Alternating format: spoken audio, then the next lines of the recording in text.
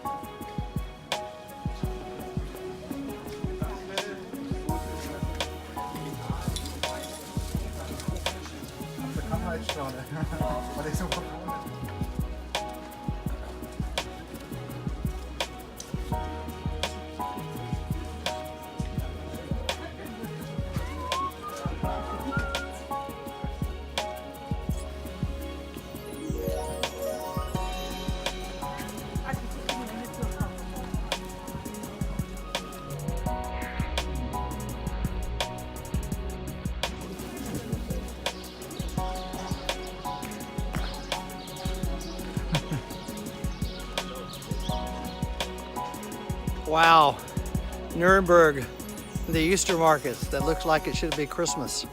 Your adventure starts right here and from Nuremberg with David McGuffin's Exploring Europe.